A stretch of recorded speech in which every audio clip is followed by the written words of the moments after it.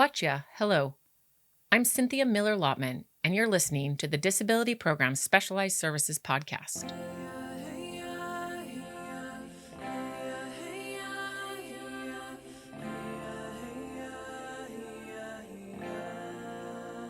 Disability Programs is a regional team at the Cree Board of Health and Social Services of James Bay, Quebec. We are a team of healthcare professionals, social workers, and behavior specialists. Our role is to support the staff working with Cree individuals, their families, and caregivers who need assistance because of a physical or intellectual disability, like autism or ADHD. You can learn more about our team and our work by following us on Facebook and Instagram, or by visiting our website at disabilityprogramsspecializedservices.org. Before we get started, please remember that the discussions on this podcast are for information only. Please do not use the information in this podcast to replace professional help from a doctor or other specialists.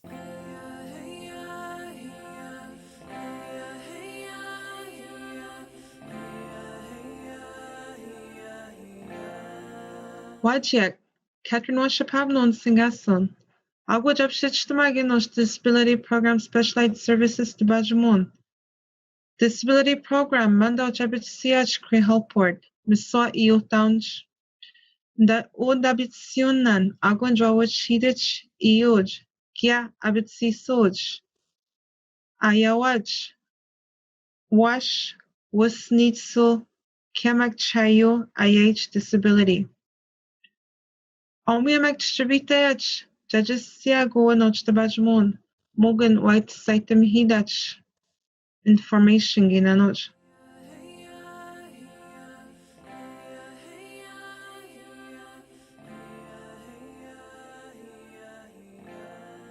Wajek, Augmino Jabshitchmak Podcast, or Dauchibi Disability Program Specialized Services, DPSS Inano at Kobach. Nigioyam Gianagamstuk Shuyam Awitmano Nutsuganji Mohiwach. Agunjanot Shabatwakut Sophie-Anne Scherrer, Godabitsi, the Occupational Therapist, Get Dana Lawlor, Speech Language Pathologist, Sidabitsioe.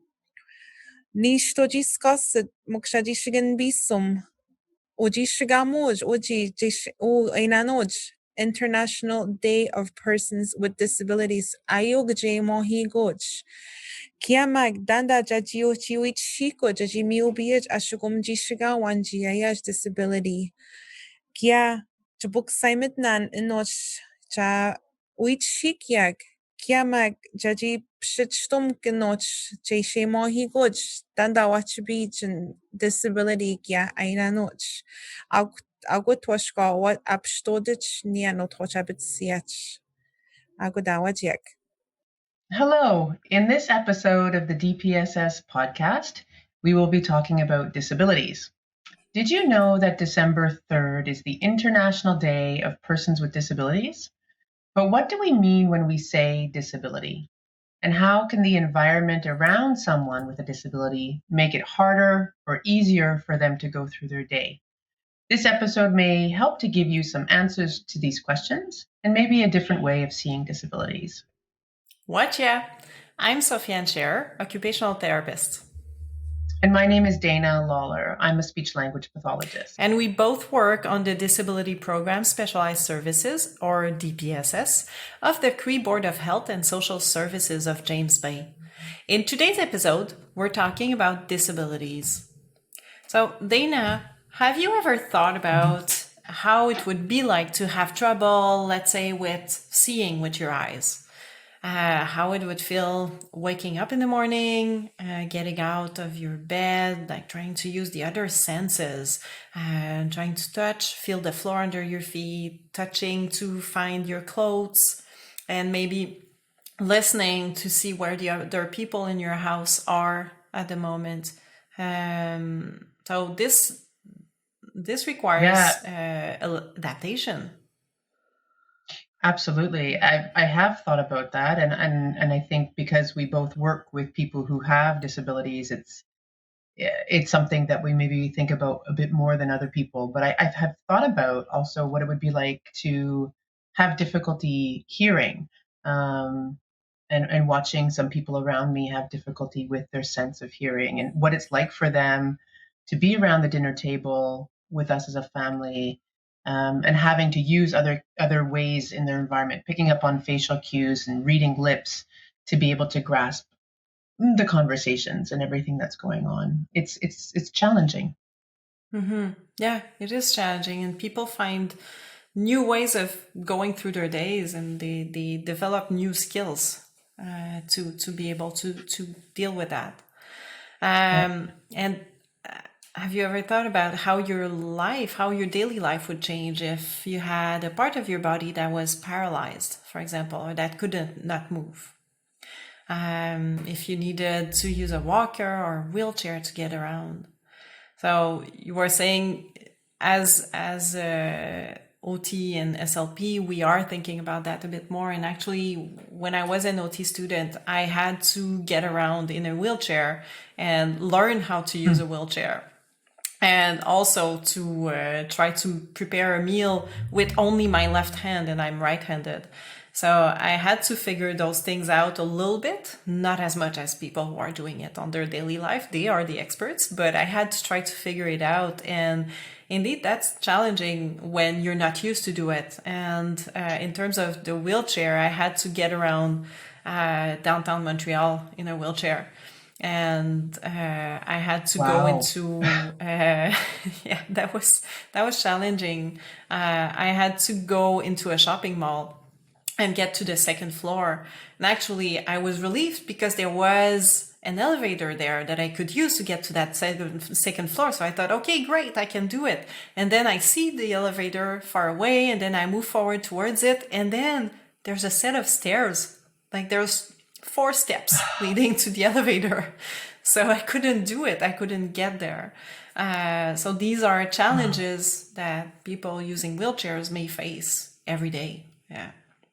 Not just in Montreal downtown, but everywhere in community as well. Yeah.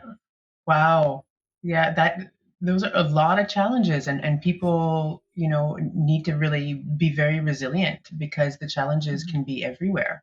Yeah. I've thought also about what it would be to have some like sensory processing difficulties, or what it would be like to be overwhelmed by noises and lights and movement around me. And you're speaking of a disability that's very physical and we can see, but there's lots of disabilities where you can't see their disabilities. We'll talk a bit more about it, but I've thought about that too. And there are lots of different challenges, and they might look different depending on the person.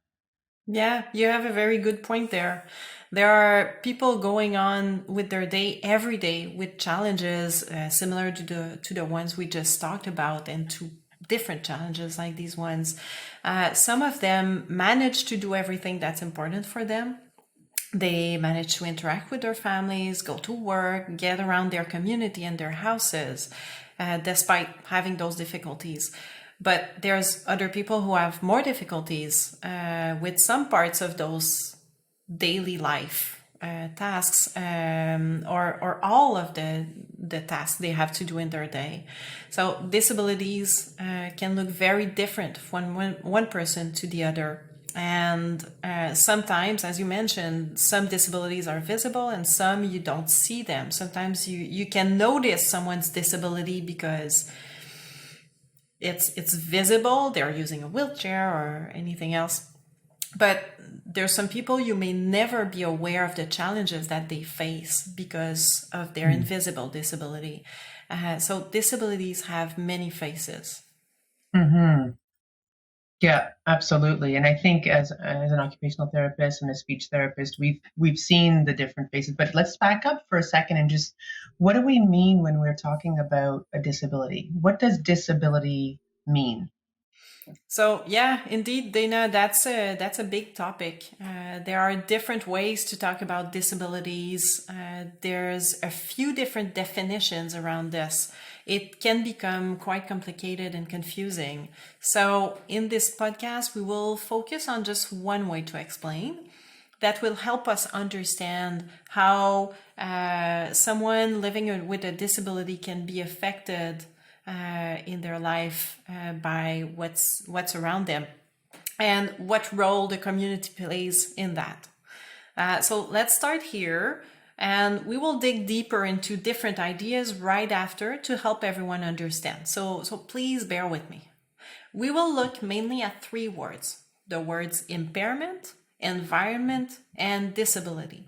In a nutshell, an impairment is about the person. You also have the environment, which helps or limits what the person can do. Then we put those 2 things together, and then we may end up with what we call a disability. All right? So let's take this back from the top and dig a bit more into those ideas. And after, we will give some examples to help understand more. So let's go back to the first word, the word impairment. So an impairment is when someone has limitations or difficulties in their body or mind. This can happen because of an illness or an injury. It could also be something that someone is born with. Dana, can you help me with giving us some examples, please? Yeah, sure. So these limitations, I mean, they can happen with a variety of skills, right? So they could be the physical or motor impairment, like as you described in a wheelchair. So someone who is able to, how someone is able to use, control, and move their body, such as with cerebral palsy, or in how a particular sense is able to work well, like for someone who has a hearing loss or difficulties seeing. Limitations can also happen with how someone is able to use their brain, so how they act, and maybe impact how they learn. So you may hear people speak of an intellectual impairment. And limitations can happen also with communication, so affecting someone's ability to understand words and messages around them, or it may be difficult to speak or to express themselves. And so these impairments can happen alone, or they can happen together. So someone with an impairment in how they move and control their body, like in the case of cerebral palsy, they may also have a hard time expressing themselves or speaking. These impairments all have different names, and these names are what we often call a diagnosis.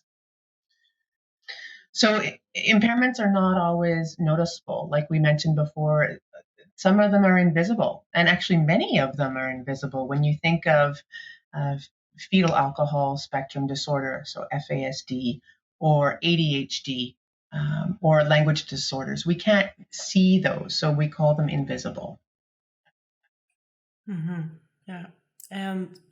So we mentioned that the second word we were covering was environment. Could you explain what we mean by environment? Yeah, I mean, I'll and definitely jump in, Sophie-Anne, if you feel like I'm missing something. But I think environment is like one of the simplest ways is what is going on around us. So it's the people that we interact with and their perceptions and their judgments towards us. It's the land, it's the animals, it's the way houses, streets, and other buildings in a community are easy to access or are not easy to access. It's also about the services that are available to support us when we need them, and even the rules and the laws that make sure that no one is excluded or experiences discrimination. The environment can help us or it can limit what we do, whether or not we have an impairment. So we all deal with those situations. So maybe the best way to do it is to give you an example so let's say if I go into a restaurant and the menu is in a language that I don't understand. Let's say it's Italian, and the staff only speaks Italian as well. I probably won't be able to order. And on top of it, let's say the staff starts to laugh at me because I don't understand. And I probably would just leave. Honestly, I would leave and go back home, and I wouldn't have my dinner there, and I wouldn't go back. So the environment in that case stopped me from doing what I wanted to do. Mm-hmm. Yeah, I think this is a good example. And if I take it on the reverse side, if in the same situation in the restaurant, if the menu that's in Italian was showing clear images of the plate, or if the person I'm going to dinner with speaks Italian and they can translate for me, then I would be able to order and go on with my evening. So in that case, the environment would help me do what I want to do. Yep. That's a great way to spin it, right? So the environment can be there to help, or the environment can be like a barrier, and it depends on the situation. So let's see if we can just summarize just for a second again, because I know it's a lot of different words that we're throwing out there. So if we put together an impairment, so that's when someone has difficulties with their body or their mind, and the environment that they live in that limits what they can do, that's when we say someone would have a disability, or that there is a disability. Yeah, that's it. You got it, Dana. Someone can be using a wheelchair or have autism, for example, or any other impairment, and still go on with their life and do what they need to do. It depends on how people around them are helping, how their house and their community allows them to go around safely, how community members are seeing them or judging or not, if they are welcomed into community events, what services are available to help them out, and if they have learned some tricks to deal with all the situations in their life. So for example, let's say someone with autism really likes bingo and he likes social events and would like to go to a live bingo in their community. That situation can be very, very stressful for someone with autism, because there's a lot of noise, there's a lot of people moving around, and that becomes overwhelming. So maybe they would be able to go into that bingo if they were wearing something on their ears, earmuffs, to lower the sound that they hear. And maybe if there was another room in the same building where the bingo is taking place, a quiet room, a space where they could go by themselves and just get the stress down when it becomes too overwhelming in the main room, maybe then they would be able to participate in the bingo and have a fun evening over there. However, in that same situation, let's say they were getting to that bingo and the quiet room was locked and no one could find the keys. And then let's say people were laughing at them because they're wearing something on their ears. Then they may feel bad. They may not be able to get their stress level down. So they may have to just quit and go back home and not participate. Those are two very different scenarios, right? It could play out very differently depending on the environment and how the environment was able to help or not help that person. Yeah. I think about it too. I think one of the things that we often think about with disability is wheelchair, right? And then so I think about how that could look differently with a wheelchair. So let's say someone who uses a wheelchair would not necessarily feel the impact of their wheelchair as much if their home was what we call adapted. So if they have a ramp outside of their house, and if there was someone there to help them go move and push up that ramp, and if the door frames in their house are big enough for them to be able to move through, and if they have a way to safely get into the bath and navigate throughout their house, they wouldn't feel the impact as much as well if there was an adapted bus, and if it was working and able to bring them to where they wanted to go, and if events were organized with them in mind and their wheelchair in mind. And it could look, on the flip side, it could look very different too, right? If all those things are not in place, you could imagine the challenges of trying to do your everyday things. Yeah, totally. And we can also add on that if they had learned how to go around in a wheelchair, because that's something you need to learn. It's driving skills. It's how do you turn around small angles, like in tight space. How do you go back and forth?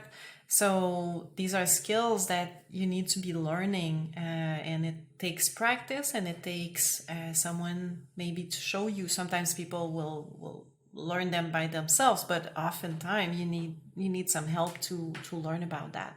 So that's also how do you manage with this? That's a good point. That's a really good point. And if we go, let's look at other terms that we hear often in terms of disabilities. We often hear the term special needs. Can you tell us what it means? Yeah, so special needs is just another way of saying disability. And so right now we tend to use the term disability more and more. You're probably hearing it more and more. So we can say, Mary has a disability, or that Mary is a person with a disability. And we tend not to say that Mary is disabled. That's different, because Mary is likely to be very able in many ways when given the support and she needs, and the environment is there to help her.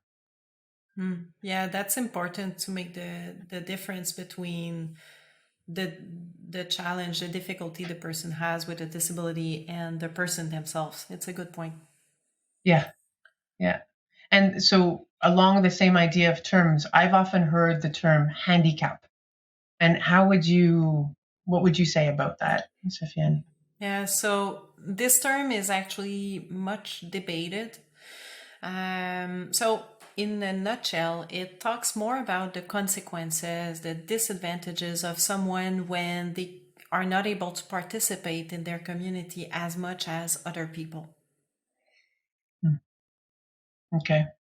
I'm glad we're talking about this, because there's a lot of different terms and a lot of different concepts out there. And so I'm hoping that, talking about this will be helpful for those of you who are listening. Yeah. So we mentioned before that many of the problems someone can have, with their body or their mind, have different names, or then we call this a diagnosis. So if two people have the same diagnosis, can we expect them to have the same difficulties in their life? No, and that's a really important question. Everyone is different. First thing is that someone can have more than one problem in their body or their mind, and this can make it more difficult for them to overcome their difficulties. But the most important thing is that a diagnosis, as we just mentioned, doesn't describe who a person is. It only says this part of Mary's body or mind has this type of problem. I don't know who Mary is from that information. Everyone, with or without a diagnosis, has their own personality and strengths. You can never compare two people and expect the same from them. We all have our differences in our personalities, our abilities, and our interests. And this is what brings beauty and makes the world an interesting place. So let's take an example of someone that many people know in EUSG, Matthew A. Iseroff. He has one leg amputated, but if I tell you this about him, I'm absolutely not describing who he is, which roles he's taking in his life. And I would much rather describe Matthew as a singer, music composer who moves around the stage like no one else. He's also a very active member of his community, as well as a father and a husband. And you see, I don't know Matthew personally, so I'm only describing the roles that I can see. But people who know him better or himself would be able to tell you more about his own personality, his character, the things he enjoys. So the amputation is really small in describing who he is. Yeah, people are so much more than their disability. That's for sure. That's or the challenges that they face. And so I made me think of another example. And if we look at disabilities that are related to the brain, it makes me think of Temple Grandin, and she was diagnosed with autism spectrum disorder, ASD, when she was an adult. So she's now in her 70s, and she's lived a very full life. She has a doctorate in animal science, which is the highest level of education. And she gives presentations around the world on autism to help us better understand ASD. So she's another example of being so much more than that diagnosis. Yeah, and it's she's quite famous, as you said, and there's even a movie on her if people want to know more a bit about her. Yeah, she's super interesting. She's great to listen to. Yeah. And Dana, can you tell us who has a disability? So we looked into it a little bit more, and we found that about 15% of all people in the world have a disability that can create a very important difficulties in their life. So if you know, let's just say if you knew 6 people, think about 6 people, one of them may be living with a disability. That's the correlation to the 15%. That's a lot of people. Yeah, it is. And it's a lot of people. And listen, we all have difficulties, big or small, in some aspect of our bodies and our lives. And these difficulties can grow bigger or smaller at different times in our life. We found an interesting quote from the World Health Organization that says, almost everyone will have a temporary or permanent impairment at some point in life. Yeah, actually, what I'm getting from those readings and those discussions we had is that we can all be affected by this topic one way or another, either because we have a disability ourselves at some point of our lives, or because someone else in our family has a disability. Yep, absolutely.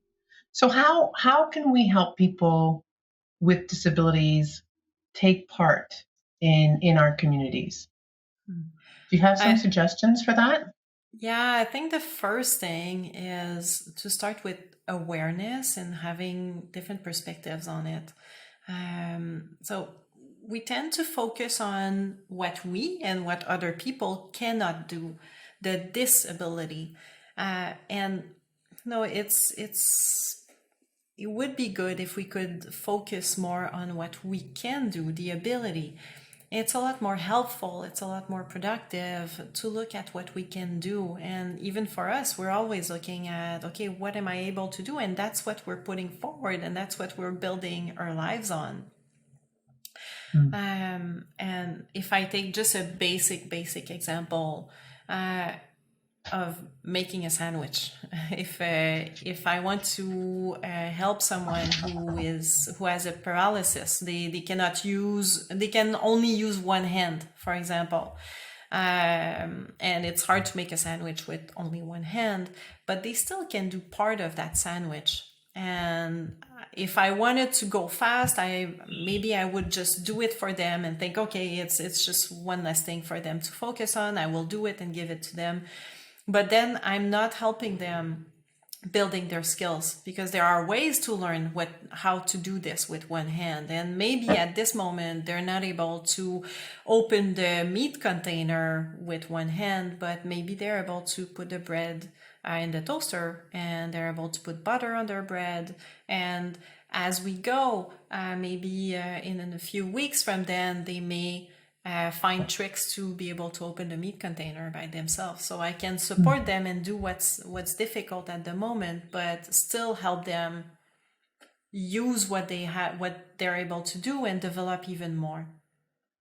That makes me wonder about, like, how do you know what a person is able to do and what help they might need? And I guess one of the things that you could check in with the person, right, and or their caregiver first, and find out what does help look like, and how much help is really helpful. I know that sometimes not getting enough help can obviously limit somewhat what someone can do, but at times too much help can also be a problem. It can stop people from developing their skills. right, as you mentioned, and it stops them from potentially believing in themselves and believing that they can do it. So try not as much as possible to assume what is really helpful, and just to ask for it and ask first. Recently I saw an elderly couple getting out of their car at the grocery store, in the parking lot at the grocery store, and the husband was helping his wife get out of the car safely, and he was trying to manage her walker as well, and he himself was having difficulties moving around. And so I just went up to them and I asked, is there some way that I can help?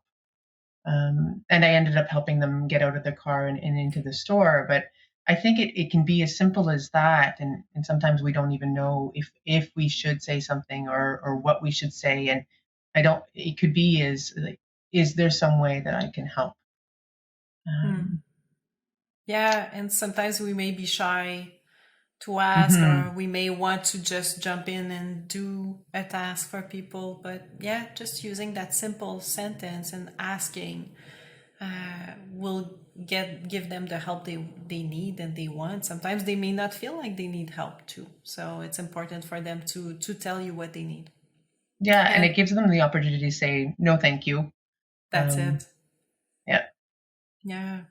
And your example makes me, I'm thinking about the whole husband of that couple who was helping his wife.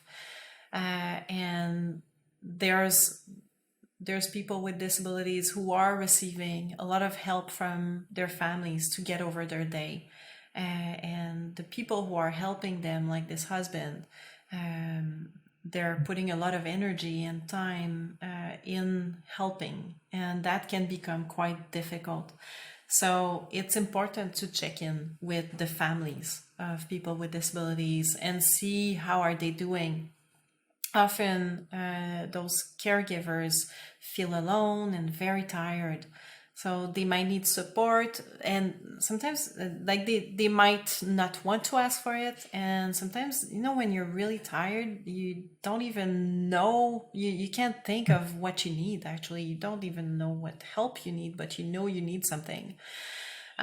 So there's a few examples of what we can do when we're around people who are caregivers. If it's our neighbor, if it's our family members, or anyone we know, we could just prepare a meal for them and bring it to them. We could take the person with the disability out for an activity, so it gives the caregiver a chance to do something else they need to do without having to worry about their loved one. You could offer to babysit their other children, or you could just listen to the caregiver. Sometimes you just need to talk about what they're going through. Yeah, I think those are really good suggestions. That it could be pretty simple, but it could be really helpful. It makes me think of my sister. I don't always do a very good job of putting myself in her shoes. She has a son with a disability, and sometimes I forget about that, and I forget about how tiring it must be, or could be for her.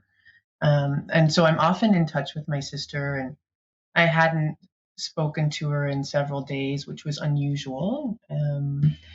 And I left her a message, and she didn't answer. And I left her another message, and she didn't answer. So I started getting frustrated. And when we finally spoke, she told me about how tired she is, and how that she's been just consumed with taking care of her son right now, who has a disability. And I felt really badly because I didn't put myself in her shoes. And honestly, I felt a bit ashamed because I started to judge her. And so it was just a reminder for me to just lean in and try to understand what she might be going through. And I think that's something that we can give people too, is that empathy and trying to understand where they're coming from and what it might be like for them. Yeah, you're right. And oftentimes we don't know what people are going through around us. So, yeah. Yeah. And speaking of that, who can help in community? Do you have a few examples? Yeah, I mean, there are services and helpers in every community. So I would encourage you to please contact your local clinic, your CMC, to find out more, because services can be different from one community to the next. There may be a special needs educator, what we call it as an SNE, or there may be community workers or an occupational therapist, a physiotherapist, a nurse, doctor, a psychoeducator, a rehab monitor. These are all people who could be helpers. So if you have concerns about someone in your life who might be struggling with a disability, please contact your local clinic for support. And there are also other organizations and communities that support and can help make their activities open and available to people with disabilities. To know more, because it's different in each community, you can contact your band office and the different associations in your community, and you'll have more information on what's available. There are some examples of programs or services that are adapting what they're doing to people with disabilities. So here are just a few. There's the Youth Center in Mistissini, who is working on making their services more accessible to youth with disabilities. So they're working on helping them join the after school activities by creating a different environment where, when I was talking earlier on about the person with autism who would like to attend the bingo and how it can become overwhelming to have the noises, the movements around. So they're creating space where they can go and calm down. As an example, they're creating different spaces, but that's one of them. There's, again, in Mistissini, there's the dental clinic, who is adapting their practices. Similarly, it's also an example of a place where people with autism or other disabilities may feel overwhelmed. We all feel overwhelmed at the dentist, but this is even more for different people. So the noises, the feeling, the big lights can be a lot to deal with, especially for children with autism. So they are working on changing the way they're doing things to make sure it feels safe for them. East Maine is working on offering more respite to caregivers. There's WAPMA and other communities who had started support groups for parents of children with disabilities. So there's a lot of beautiful examples out there in USG of different ways to adapt services or to offer some services to the families and people with disabilities that can be done outside of the health system. Yeah, and I think a big message too is that, those are great examples, but you don't have to be part of an organization to help others. And so help doesn't just come from health services or from big organizations. It can come from people, from neighbors. A life can be changed and helped outside of the clinic. And the most lasting differences often happen when the community is allowing for their members to thrive and to really live their full life. So a neighbor can help a neighbor, a cousin can help a cousin. And like you mentioned before, Sophie-Anne, like everyone can provide help. It doesn't have to be big help. It could be something that we might think is quite simple, but could be actually very important for someone. So some ideas that we came up with would be, maybe to shovel somebody's ramp in the winter months when it's covered in snow, so that they can come in and out. Or like you said, providing some babysitting or making a meal, or helping planners find ways so that people with disabilities are able to go to community events and feel comfortable going to community events. Something that we thought about too was becoming a storyteller to children and youth with disabilities. So that can be like a fantastic way to stimulate language and share Cree values and Cree stories. Those are just some ideas. Yeah. So the examples we're giving are, to me, they're saying that we all play a role in opening communities to people who have disabilities and their families. Everyone has gifts to share, and if we continue to look for ways to support and include people with disabilities into the life of communities, to make it possible for them to contribute, it can only bring more richness for everyone. Absolutely. Thank you so much, Sophie-Anne, for tackling this big topic and important topic together today. Hey, thanks to you, Dana. It was a pleasure to do this with you.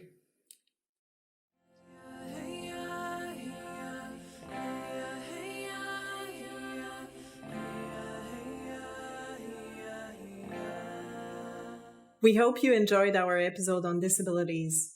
We are sending out a special mention to all the people who are living with or helping someone with a disability. Thank you. We know and appreciate all the hard work you do. And DPSS would like to send out a special thank you to Catherine Washipabano for her help in translating parts of this podcast. Thank you to the DPSS Working Group, Trevor Friesen, Bethany Hartrop, Jessica Jackson-Clement, Charnel Kapashisit, Michael Lotman, Cynthia Miller-Lotman, Amy Parsons, and Catherine Washipabano. Thank you to our editor and producer, Michael Lotman. And a special thank you to Matthew Iseroff for giving us permission to include him in this podcast and for his kind encouragement. Miigwech. Jitskumidin.